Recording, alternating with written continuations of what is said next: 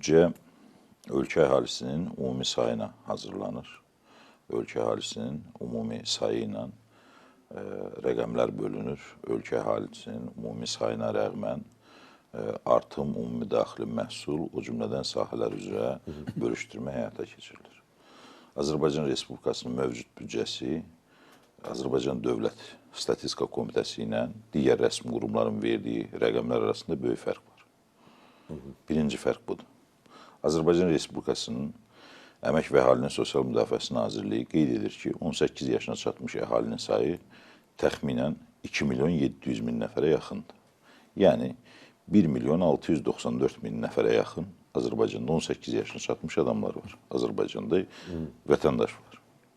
18 yaşına qədər. 18 yaşı da daxil olmaqla bu qədər əhali var, 2,7 milyon. Azərbaycan Respublikasının Mərkəzi Seçki Komissiyası qeyd edir ki, ölkədə 18 yaşından yuxarı, yəni səs vermə hüququna malik olan 5 milyon 192 min əhali var. Bunun ikisinin cəmi 8 milyon edir. Azərbaycan Respublikasının Mərkəzi Statistika Komitəsi rəsmi dövlət qurumu kimi məlumat verir ki, Azərbaycanda 10 milyon 35 min əhali var. 2 milyon 35 min əhali yoxdur. Faktik olaraq. Və ən maraqlı məqamlardan biri budur ki, Dövlət Statistika Komitəsi hətta 10 milyonuncu vətəndaşın doğulması ilə bağlı böyük bir şadyanalıq və s. həyata keçirdi.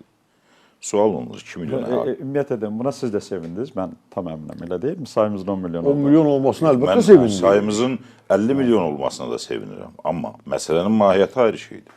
Məsələnin mahiyyəti ondadır ki, dövlət büdcəsi hazırlanarkən rəsmi statistika komitəsi ilə rəsmi dövlət qurumlarının verdiyi rəqəmlərin niyə bu qədər bir-birindən fərqli olduğu və 2 milyon vətəndaşın Azərbaycandan kənarda olduğumu, yoxsa rəsmi statistika komitəsinin verdiyi məlumatın doğru olmadığını, o büdcənin 8 milyona hazırlandığımı, yoxsa 10 milyona hazırlandığımı qeyd olunmalıdır. Bir mənalı.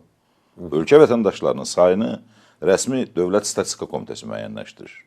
Verir rəsmi qaydada. Əgər deyilən faktlar, ki, bunlar fakt rəsmi bütün orqanlarda verilir. Əgər bu faktlar varsa, deyilən rəqəmlərin heç biri yerində deyil. Heç biri doğru deyil. Nə ümumi daxili məhsulda, adam başına düşən pay, nə pensiya təminatında, nə digərlərində və s. İndi rəqəmlərə keçək, mən rəqəmlər hissəsi ilə qeyd edeyim. Sosial fonda büdcədən ayırmalı təxminən 3,4 milyard. Səhv eləsəm, hörmətli Aydın müəllim rəqəmləri desin. 3,4 milyarddan bir qədər artıqdır. Yəni bu cibə 3,5 milyarda yaxındır. Onun təxminən 1,4 milyarddan bir qədər artığı 1,5 milyardı Dövlət Neft Fondundan transferin hesabına həyata keçirilir. Qalır ortada 1 milyard, 1,7 milyard, təxminən bir qədər ondan da artıq 1,8-ə yaxın bir rəqəm. Əgər nəzərə alsaq ki, ümumən maaşların ödənilməsi üçün dövlət büdcəsindən ayrılan vəsaitin miqdarı 6,5 milyarddan bir qədər artıqdır və o büdcədə öz əksini tapıb maaş ödəmələri üçün ayrılan vəsait bu qədərdir. Onda məntiqi sual ortalığa çıxır. Əgər 1,7 milyard sosial fonda ödəmələr ümumilikdə maaş fondunun 25%-ni təşkil edirsə, 22% müəssisələrin və hüquqi şəxslərin hesabına, 3% isə maaş alanların hesabına. Bunun 100%-i nə qədər eləyir? Bunun 100%-i 7 milyarddan bir qədər artıq eləyir. Dövlət ödəmələrin çıxanda 7 milyarddan bir qədər artıq, ortada 423 milyon vəsait qalır. Demək ki, dövlət ödəmələrindən kənarda cəmi sosial fonda ödəmə 423 milyon təşkil edir. Bu, fantastik dərəcəcə faciəvi bir rəqəmdir büdcə üçün.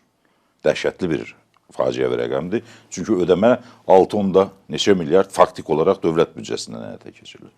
Bunu özündə ehtiva eləyən başqa bir statistika nədən ibarətdir? İqtisadiyyatın dövlət sektorunda qeyri-dövlət sektorunun iqtisadiyyatından az qala 300 minə yaxın adam artıq çalışır. Bu, onu göstərir ki, məşğulluq problemi bugün də müstəqilliyimizin 28 ilində belə yalnız dövlət tərəfindən həyata keçirilir. Dövlət iqtisadiyyatına bağlıdır. Təxminən 1 milyon 700 min əhalinin təxminən 980 minə yaxını dövlət iqtisadiyyatında çalışır. Dövlət iqtisadiyyatının hesabına formalaşır. Bayaq qeyd etdi hörmətli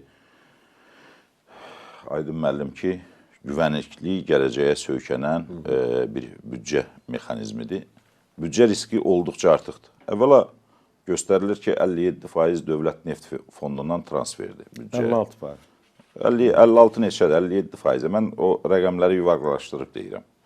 57%-ə yaxın dövlət neft fondundan transferdir. Yanlış rəqəmdir. 57% birbaşa transferdir. Bəs investisiya şəklində ayrılan vəsaitlərdən 18% bir, 6% bir, 3% bir ayrılan vəsaitin miqdarı 2 milyarda yaxın eləyir. O da dövlət neft fondundan ayırmaların hesabına əlavə dəyər vergisi kimi, vergi kimi və sosial ödəmələr kimi yenidən büdcəyə qayıdır. Bu o deməkdir ki, bayaq qeyd etdiyi kimi büdcənin gəlir hissəsinin, 24,1 milyardlıq gəlir hissəsinin göstərildiyi kimi 10 milyardı qeyri-neft sektorundan deyil, 8 milyarda qədər qeyri-neft sektorundandır. 14 milyardı neft sektorundan, daxil olma və neft sektorundan gələn gəlirlər hesabına olmaqla yanaşı, onun 2 milyardı da məhz ayrılan investisiyalardan köçürülən pullardır.